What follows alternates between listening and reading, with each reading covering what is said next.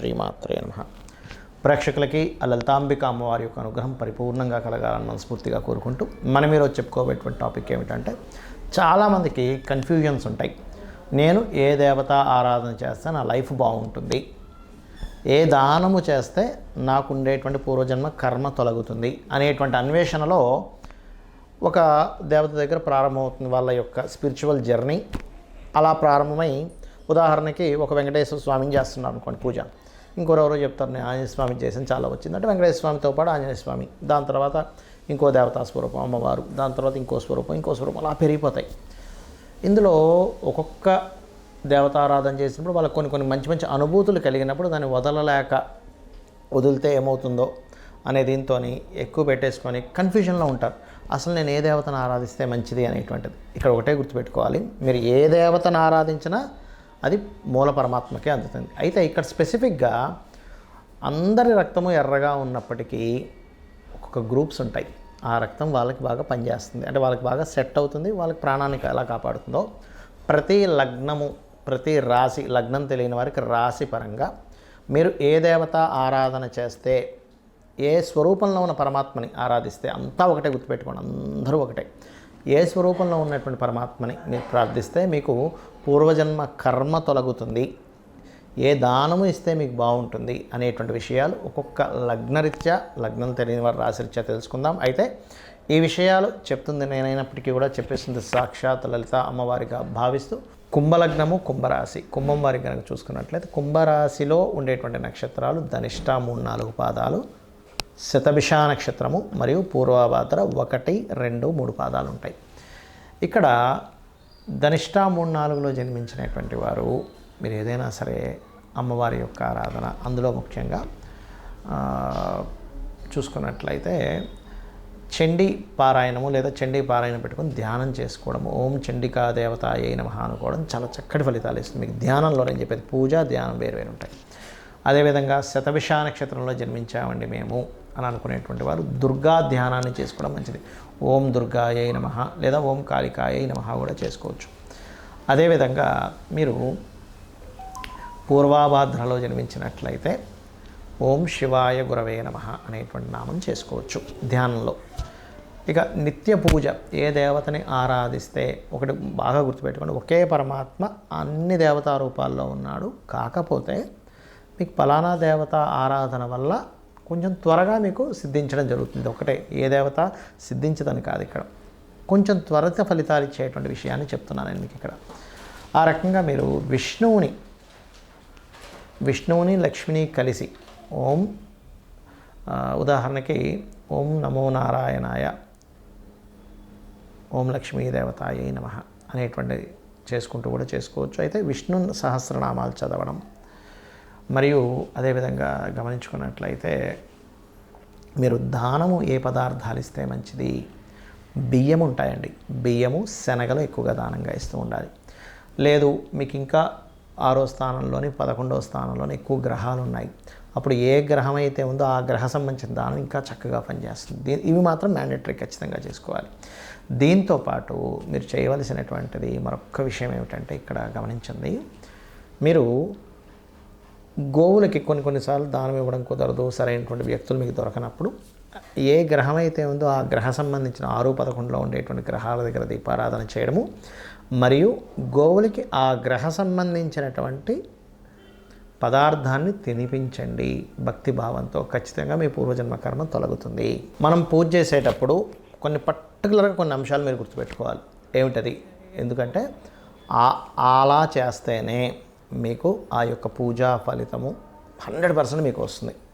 ఎలా అంటే, చాలామంది పూజ చేసేటప్పుడు భయంతో పూజ చేస్తుంటారు. అమ్మో ఇవాళ నేను పూజ చేయలేదు ఏమవుతుందో, అమ్మో నేను రోజు పెట్టే నైవేద్యం పెట్టలేదు ఏమవుతుందో, ఇవాళ గాబరగా చేసేసుకున్నాను ఏమవుతుందో అని. కానీ ఒకటే గుర్తుపెట్టుకోండి, ఎప్పుడూ కూడా దేవతని, అది అమ్మవారు కావచ్చు, ఈశ్వరుడు కావచ్చు, నారాయణుడు కావచ్చు, గుర్తుపెట్టుకోండి, వాళ్ళని మనం ఒక చిన్న పిల్లవాడిని తల్లి ఎలా అయితే చూస్తుందో, అమ్మాయి కావచ్చు అబ్బాయి కావచ్చు, తల్లి వాడిని చాలా జాగ్రత్తగా పెంచుతుంది.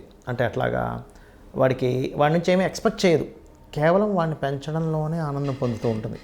ఇప్పుడు ఉదాహరణకి పిల్లవాడు ఉన్నాడు, రోజు క్యారేజ్ కడుతుంది, కానీ ఒకరోజు సడన్గా అనుకోకుండా తల్లి కొంచెం లేట్గా నిద్ర లేవడం ఏదో జరిగి ఆ రోజు క్యారేజ్ కట్టడం కుదరలేదు, ఏదో 2 బ్రెడ్ ముక్కలు పెట్టి పంపించేసినప్పుడు భయపడదు. అయ్యో బ్రెడ్ ముక్కలు పంపించాను, నా పిల్లవాడు నన్ను ఏమైనా అంటాడేమో అని భయపడదు, బాధపడుతుంటుంది. అయ్యో రోజు పెట్టే అంత ఫుడ్ నేను ఇవాళ క్యారేజ్లో పెట్టలేకపోయినా వాడికి ఆకలి తీరుతుందో లేదో అని. అదేవిధంగా మనం భగవంతుడికి చేసేటప్పుడు కూడా చాలామంది చేసే మిస్టేక్ ఏంటంటే భయపడుతూ ఉంటారు. అమ్మో నేను ఈరోజు ఇలా చేయలేకపోయాను, అష్టోత్తరం పూర్తిగా చదవలేకపోయాను, భగవంతుడు ఏమైనా కోపిస్తాడని. కాదండి, భయపడుతూ పూజ చేయకండి. అయ్యో ఇలా చేయలేకపోయానే అనేటువంటి భావంతో చేయండి. ఎందుకంటే లలితా సహస్రనామాల్లో భవానీ భావనాగమ్య భవారణ్య కుటారిక అని నామం ఉంటుంది. అంటే మీ భావన చాలా ముఖ్యం భగవంతుడి మీద. అలాగే మరొక విషయం ఏంటంటే ఇక్కడ మీకు పంచమాధిపతి ఎవరవుతారో ఆ దేవత ఆరాధన చేసుకోవాలని చెప్పాను మీకు. అయితే ఇక్కడ పంచమ స్థానంలో కూడా గ్రహాలు ఉంటాయి సమ్ టైమ్స్. అంటే ఒక్కోసారి పంచమ స్థానంలో రవి ఉన్నాడు అనుకోండి. ఉదాహరణకి సహజంగా మేషలగ్నానికి అయితే పంచమాధిపతి రవి, కానీ అందరికీ పంచమాధిపతి రవి అవ్వాలని రూల్ లేదు. ఒక్కోసారి రవి ఉంటాడు అక్కడ. రవి ఉన్నప్పుడు ఆ ఉన్న గ్రహానికి ఎక్కువ ప్రాధాన్యత ఇవ్వండి. అంటే సూర్య ఆరాధన చేయడం, లేదు చంద్రుడు ఉన్నాడు అప్పుడు రాజరాజేశ్వరి అమ్మవారి ఆరాధన చేయడం, లేదండి కుజుడు ఉన్నాడు అప్పుడు స్కందుని ఆరాధన కానీ నరసింహస్వామి ఆరాధన కానీ ఆంజనేయ స్వామి ఆరాధన కానీ చేయండి. లేదండి బుధగ్రహం ఉందండి మాకు అక్కడ, అయితే ఇక్కడ ఉన్న గ్రహం ఎలా ఉంది, బాగా పాపకత్తిరిలో ఉండి లేకపోతే ఎక్కువ పాపగ్రహాలతో ఇంకొంచెం తీవ్రంగా చేయాలని అర్థం. సౌమ్య గ్రహాలతో ఉంటే సౌమ్యంగా సరిపోతుంది. తీవ్రంగా చేయడం అంటే ఏమిటి అంటే ఇంకాస్త కఠినంగా, అంటే ఇంకొంచెం హోమాలు చేయడం కానీ తర్పణాలు చేయడం కానీ కాస్త ఎక్కువగా చేయాలి. బుధగ్రహం ఉంది నారాయణుని విష్ణువుని, గురుగ్రహం ఉన్నది అక్కడ పంచమంలో, అప్పుడేంటి మీరు ఆ యొక్క దత్తాత్రేయుని ఆరాధించడము, దక్షిణామూర్తి ఆరాధన చేయాలి. శుక్రుడు అమ్మవారి ఆరాధన, శని ఈశ్వర ఆరాధన లేదా ఆంజనేయ స్వామి ఆరాధన, రాహు దుర్గా కేతువు ఉన్నట్లయితే పంచమ స్థానంలో గణపతిని ఆరాధించాలి. ఇదే విధంగా మనకు పంచమంలో ఉండే గ్రహాలు లేదా పంచమాధిపతి ఎవరయ్యారో ఈ ఆరాధన చేయడం ఎంత ముఖ్యమో 6వ స్థానంలో ఉండేటువంటి గ్రహాలు 6వ అధిపతికి సంబంధించిన దానాలు కూడా ఇవ్వాలి. మనం వీడియోలో 6వ స్థానాధిపతి ఎవరో వాళ్ళకి దానం ఇవ్వమని చెప్పేశాం. కానీ 6వ స్థానంలో ఏదైనా గ్రహం ఉంది, ఇప్పుడు రవి ఉన్నాడు గోధుమలు దానంగా ఇవ్వండి, చంద్రుడు బియ్యం, కుజుడు కందులు, దాంతోపాటు ఎరుపు రంగు క్లాతు, అదేవిధంగా బుధుడు పెసలు, గురువు శనగలు, అదేవిధంగా శుక్రుడు బొబ్బర్లు, శని తెల్ల నువ్వులు, రాహు మినుములు, కేతువు ఉలవలు దానంగా ఇవ్వండి. అయితే ఇక్కడ ఒక విషయం ఏంటంటే దానం ఇచ్చేటప్పుడు తీసుకునే వ్యక్తి ఈశ్వర స్వరూపంగా భావించి ఇవ్వండి. ఏదో నా దగ్గర ఉన్నాయి అనేటువంటి భావంతో కాకుండా చక్కగా ఆ తీసుకునే వ్యక్తి కూడా బ్రాహ్మణుడికి అంటే పురోహితుడికి ఒక లక్షణం చెప్పబడింది, దానము తీసుకోవాలి దానము ఇవ్వాలి అట. చాలామంది ఈ మధ్య ఏం చేస్తున్నారంటే తీసుకునేటువంటి విషయంలో అమ్మో మేము తీసుకోము, మేము తీసుకుంటే మాకు ఆ కర్మ వస్తుంది అనేటువంటి భయపడుతుంటారు. అయితే ఇక్కడ చాలా సందర్భాల్లో ఏమవుతుంటుందంటే వాళ్ళు తీసుకొని పక్కన పెట్టేయడం లేకపోతే అక్కడ పెట్టేసి వెళ్ళండి అన్నము అంటూ ఉంటారు. అలాగా అక్కడ పెట్టేసి వెళ్ళండి అనుకునే దగ్గర మీరు దానం ఇవ్వడం అనేటువంటిది అనవసరం. మరి అలాంటప్పుడు కొంతమంది అడుగుతుంది ఏంటంటే ఏమంటే మరి ఈ దాన ప్రక్రియలో గోవుకి ఏమైనా పెట్టొచ్చా అంటూ ఉంటారు. గోవులకి ఈ దానం ఇచ్చేది పెట్టకండి. ఇప్పుడు గోధుమ రవ్వ తినిపించవచ్చు గోవుకి, బియ్యము పిండి వరకు తినిపించవచ్చు, కానీ ఈ కందుల కంటే కూడా ముఖ్యంగా క్యారెట్స్ తినిపించండి కందుల ప్లేస్లో, అంటే కుజుడికి సంబంధించింది. అలా కాదు శనగలు ఇస్తున్నాము గురువుకి సంబంధించిన, అలాంటి సమయంలో మీరు ఆ గ్రహానికి సంబంధించిన అరటికాయలు తినిపించవచ్చు గురువుకి సంబంధించిన విషయంలో. శుక్రుడికి సంబంధించిన విషయంలో ఏదైనా తీపి పదార్థాలు తినిపించవచ్చు. శనికి సంబంధించిన బెల్లం తినిపించవచ్చు, నువ్వులు తినిపించకండి. రాహు అదే నువ్వులు అదే బెల్లపు ఉండలు ఒక 4 ఉండలుగా తినిపించండి. కేతువు గ్రాసం తినిపించండి. బుధుడికి సంబంధించిన దాంట్లో గోంగూర తినిపించండి. బుధగ్రహ దోషం ఎక్కువగా ఉంది అని చెప్పారు మీకు ఎవరైనా జ్యోతిష్కులు, గోంగూర తినిపించండి. ఏమవుతుందంటే దీనివల్ల మీకు ఖచ్చితంగా ఆ గ్రహదోషము అంటే దానం ఇచ్చినప్పుడు ఏ ఫలితం వస్తుందో ఆ ఫలితం వస్తుంది. కానీ ఇక్కడ ఏంటంటే కొన్నిసార్లు మీరు పెట్టేటప్పుడు గోవు యాక్సెప్ట్ చేయదు.